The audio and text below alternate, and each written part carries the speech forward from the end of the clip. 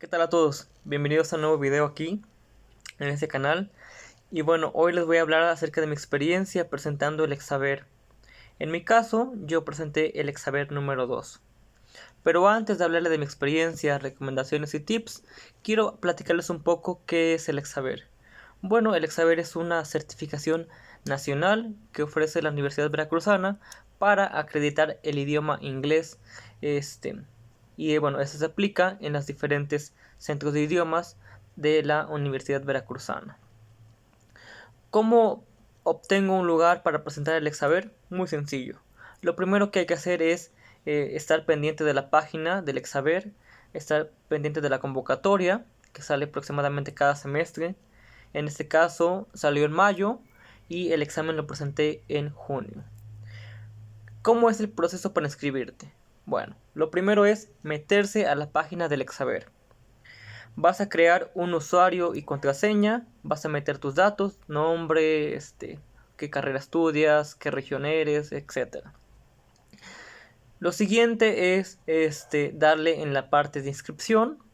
Te va a pedir, o sea, te va a dar, indicar qué tipo de Exaver quieres realizar. El Exaver 1 es para estudiantes principiantes. El Exaver 2 es para estudiantes de nivel intermedio, que sería el B1. Y el Exaver 3, que sería para intermedio alto, que evalúa el B2, la comunicación en tipo B2. Y bueno, tú le pones el tipo de examen que requieras. Lo segundo es que te va a mandar una ficha de pago para que realices el pago correspondiente. Vale 600 pesos sin importar qué tipo de examen vas a realizar, el 1, el 2 o el 3. Una vez que tú pagues, te va a pedir que subas una fotografía de tu cara con ropa oscura, con fondo blanco, con iluminación, sin sombra, etcétera. La subes, una vez que te la prueben, te va a dar la opción para imprimir tu hoja de inscripción, que es la que vas a presentar el día de tu examen. En esa hoja de inscripción es importante que la lleves impresa porque vienen tus datos, viene tu nombre, viene el número de candidato que eres, viene el salón al que te toca hacer el examen, etcétera. Bien, ahora sí, platicando un poco acerca del Exaver 2, que fue el que yo presenté. Este evalúa, según la página de Exaver, a ver, déjenme leerlo. Aquí dice que evalúa que el candidato sea capaz de entablar una conversación ordinaria con preguntas espontáneas de acuerdo a el nivel B1, ¿ok? Y bueno, los temas que en lo personal yo considero que debes saber, debe ser, por ejemplo, el verbo to be, que es muy básico, los condicionales, el 0, el 1, el 2, el 3, el 4, el presente simple, el pasado, el futuro, la voz pasiva, el presente perfecto, el pasado perfecto, el presente continuo, también conjugaciones, los modales, por ejemplo, adverbios de frecuencia. ¿Qué más? Es muy sencillo. Digo, a mi consideración, en mi experiencia, lo sentí muy fácil. Les voy a platicar un poquito de lo que viene ahorita a continuación. Pero bueno, los temas que sí son importantes que sepas son los que te dije hace ratito. También, por ejemplo, el used to, cómo preguntar cosas en un nivel informal, por ejemplo, el pasado perfecto, etcétera. Los pronombres, los indefinidos, los pronombres relativos, los demostrativos, los impersonales también, etcétera. Y bueno, ya platicando un poco ya en mi experiencia, bueno, llegas el día de tu examen, te presentas con la evaluadora o evaluador, te da las instrucciones en inglés, te va a dar una answer sheet o una hoja de respuestas donde en la answer sheet vas a anotar o vas a colorear la respuesta que tú crees correcta. Te van a dar los cuadernillos de material, pero en la answer sheet vas a poner tus respuestas. Entonces, ¿cómo se divide el examen? En la primera parte es un examen llamada Anchor Test, que es una hojita con 10 preguntas muy sencillas. No sé, por ejemplo, te preguntan o te ponen un texto, te ponen diferentes eh, respuestas que tienen que ir. Un ejemplo, ¿no? Eh, Mi casa está en la calle tal, ¿no? Y tú, hay un espacio en blanco y tú tienes que llenarlo, por ejemplo, ¿qué palabra sería correcta? In, on, at, with, y ya tú, con base a la respuesta que quieras, le pones en el answer sheet.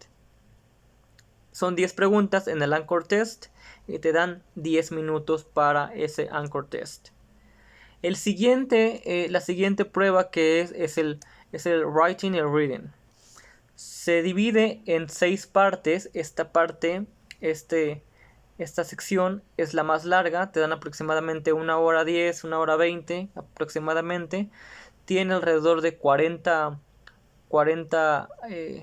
preguntas de diferente tipo, ¿no? Las primeras es relacionar, por ejemplo, es la palabra con el significado. La segunda parte es leer un texto, identificar respuestas. La tercera parte es identificar palabras claves. La siguiente parte, me acuerdo, es que tú completes palabras por ejemplo, en un correo que tú envías a una persona y así.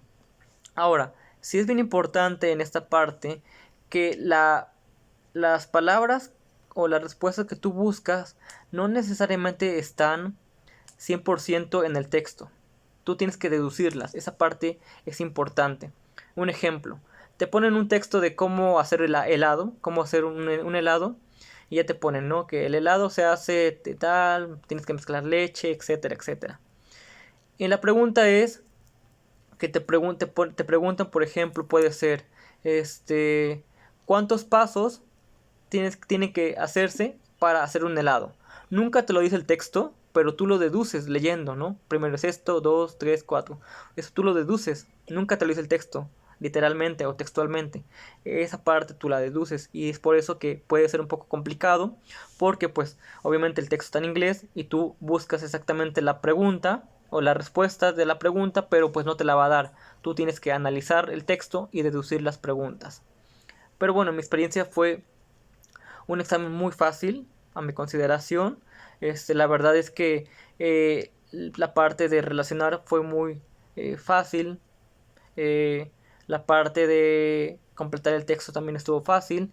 La que yo pudiera decir que es un poco más complicada es la de analizar el texto. Que te ponen un texto y tú tienes que buscar o deducir cuál es la respuesta correcta. Esa pudiera ser la parte más complicada del writing y reading.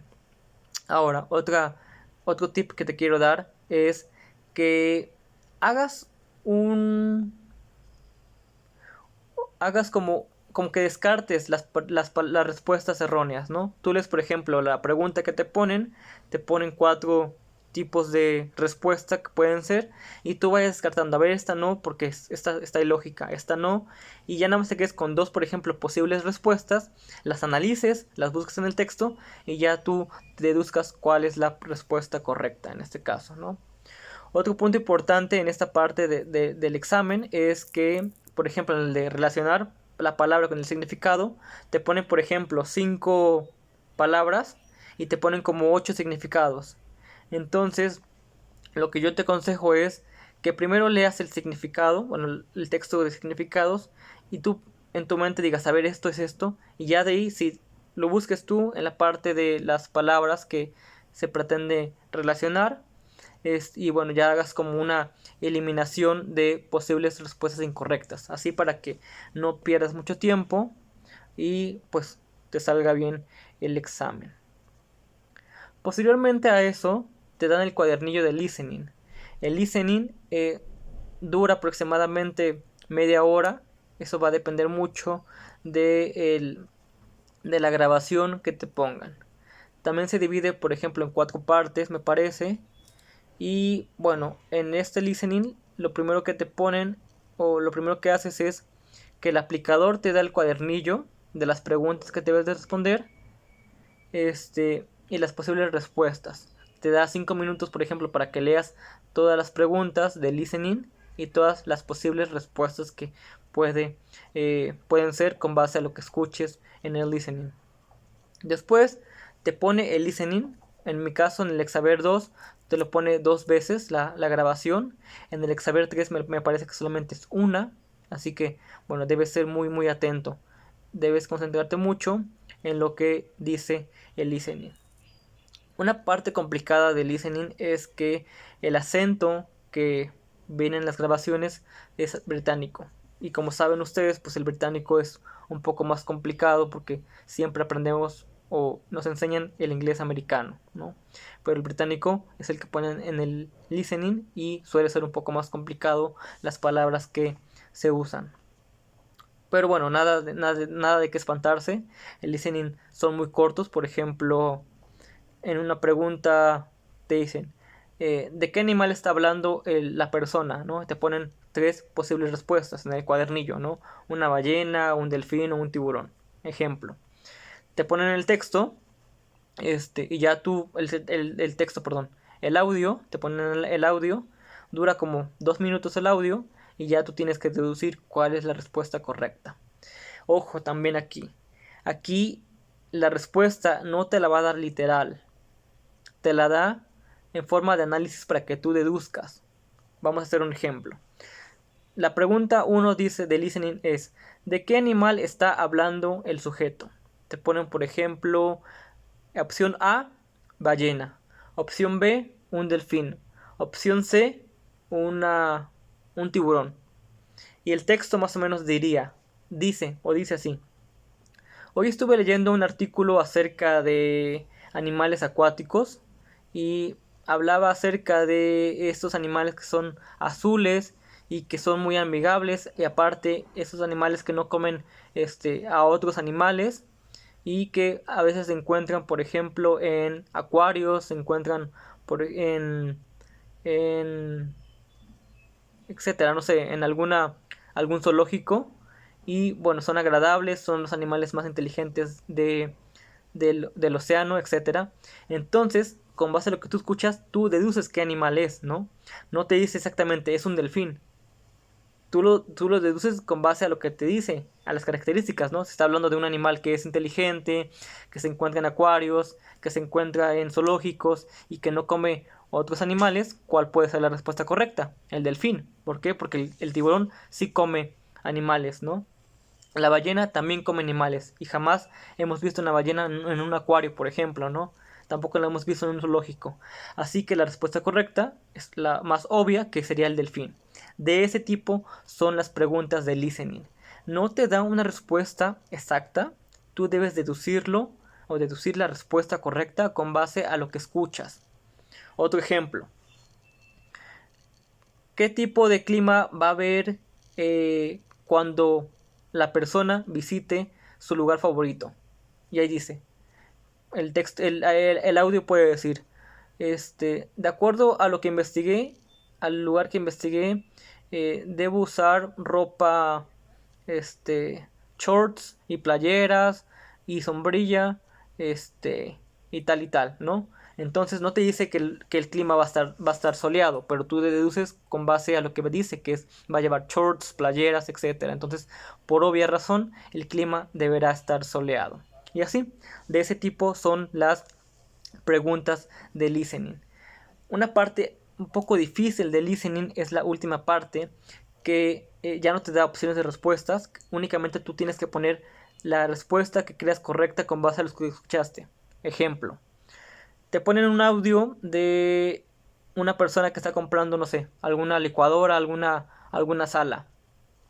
Tú lo escuchas y la pregunta te pone: ¿cuánto vale la sala? ¿De qué tipo es la sala? ¿Dónde se encuentra la tienda? Y ya no te pone opciones para poner A, B, C o D. No, ya te pone una línea de texto que tú debes completar con base a lo que escuchas. Esa pudiera ser la parte más complicada del listening. De ahí en fuera, pues la parte del listening pudiera ser la más complicada de todas. Posteriormente a eso, el examen dura 2 horas aproximadamente del writing, del reading y del listening. Te dice la evaluadora que te esperes porque la siguiente parte es el speaking. Y el speaking se realiza por parejas. Y el problema es que ellos, o bueno, la gran problemática es que ellos te asignan un horario. Dura aproximadamente cada 15 minutos por pareja. Y ellos se ponen un horario que es al azar. En mi caso, por ejemplo, acabamos el examen a las 5 de la tarde, en la parte del writing, del reading y del listening a las 5. Y me tocó a mí pasar al speaking a las 7:20 de la tarde. Me tuve que esperar 2 horas ahí en el salón para poder pasar al speaking. A algunos les toca, por ejemplo, inmediatamente a las 5. A las 5 les toca uno, a los otros les toca a las 5:20, a las 5:40, a las 6:10 y así se va. Eso ya es completamente al azar y bueno, es mejor, en mi consideración es mejor pasar primero porque ya acabas y ya te puedes ir a tu casa, ¿no? Pero si te toca a las 7 de la noche, a las 8 de la noche, pues tienes que esperar 2 horas, 3 horas ahí en el salón aburrido. ¿Qué te preguntan o qué pasa en el speaking? Bueno, te ponen con una persona al azar que no conoces y que no te da tiempo como de practicar con la persona porque no la conoces. Agarran una persona, por ejemplo, de un salón y de otro salón y las juntan ahí mismo en el speaking, ¿no? Y la evaluadora te pide que tú le preguntes a la otra persona, a la que va a ser evaluada también, junto contigo, y que hagan una conversación y que sea espontánea, ¿no? ¿Qué preguntas? ¿Cómo te llamas? ¿Qué haces? ¿A qué te dedicas? ¿Cuáles son tus pasatiempos favoritos? Etcétera. Y ahí se hace una conversación. Debe ser una conversación natural para que pues, sea productiva, ¿no? No es como de, ¿cómo te llamas? Ah, ok. ¿Cuántos años tienes? Ah, ok. No sé, algo más fluido, algo más natural, como una conversación en español. Que acabas de conocer a una persona y la empiezas a conocer, hacen preguntas espontáneas, etcétera. Las preguntas que puedes hacer más o menos es cuántos años tienes, cómo te llamas, a qué te dedicas, qué te gusta, dónde vives, etcétera. Posteriormente a eso, la evaluadora te da unos minutos, ¿no? Te empieza a correr el tiempo con el cronómetro y te dice hasta qué momento parar, hasta qué momento tienes que parar. Después, te dan una imagen, una fotografía, por ejemplo, de lugares turísticos. La analizas tú, como un minuto la analizas y la persona evaluadora te dice que qué le recomendarías, por ejemplo, a un amigo o a una amiga que viene a visitarte con base a las imágenes que ves. Y ahí tú tienes que hablar y hablar y hablar y hablar, por ejemplo. Yo le recomiendo ir al parque porque está esto, esto, esto. Después puede ir a la plaza a hacer esto, esto, esto. En fin, tienes que seguir hablando hasta que la evaluadora te diga que pares. La tercera parte del speaking es que la persona que te evalúa te hace una pregunta muy muy general, ¿no? Por ejemplo, ¿cuál crees que es la mayor virtud de ti? No sé. La otra pregunta puede ser, ¿qué es lo más famoso que hay en tu ciudad? Etcétera. Y bueno, con esa parte termina todo el examen. Ya después te dan resultados y pues lo pasas o no lo pases, pues ya tienes la experiencia de el examen 2. Mi recomendación, por supuesto, es que vayan al examen tranquilos, que estudien un mes antes, por ejemplo, 15 días antes, que le dediquen, por ejemplo, 10 minutos cada día a hablar ustedes solos, grabarse con un celular y a ver cómo les sale, usar diferentes aplicaciones para poder hablar con personas nativas del inglés, por ejemplo, HelloTalk, etcétera. Ver películas en inglés con subtítulos en inglés les ayuda bastante para poder entender. Y que vayan preparados ustedes en el speaking con, no sé, preguntas muy muy básicas como cuál es tu nombre, dónde vives, qué hay en tu ciudad, a qué te dedicas, etcétera. Todas esas ustedes respóndanlas en español en su mente y después en inglés y traten de hacer ya un diálogo armado más o menos que les pueda servir para que puedan pasar el speaking. Por parte del listening, que escuchen muchos audios en inglés. En YouTube vienen bastantes ejemplos del examen, bastantes ejemplos para el TOEFL, etcétera. Que le dediquen mucho a la parte del listening, que pudiera ser la más complicada, porque por lo que les dije, que no te da la respuesta obvia, te da una serie de situaciones que tú debes deducir cuál es la respuesta obvia con base a lo que escuchas. Y para writing and speaking, únicamente que estudien estructuras, ¿no? Del verbo to be, del used to, de la voz pasiva, etcétera. Y bueno, esa es mi recomendación, que estudien mucho, que estén tranquilos, que vean películas en inglés, que escuchen canciones en inglés, que en YouTube vean muchísimos videos de cómo son los audios, de métanse en internet a investigar cómo es la estructura, por ejemplo, de los verbos, de los tiempos gramaticales. Incluso en internet hay simuladores para el TOEFL, por ejemplo, que los hagan ustedes y que vean cómo más o menos salen, para que vayan viendo en qué deben reforzar, etcétera. Muchísima suerte, y bueno, cualquier duda por favor dejen en los comentarios y yo con gusto las voy a responder. Gracias.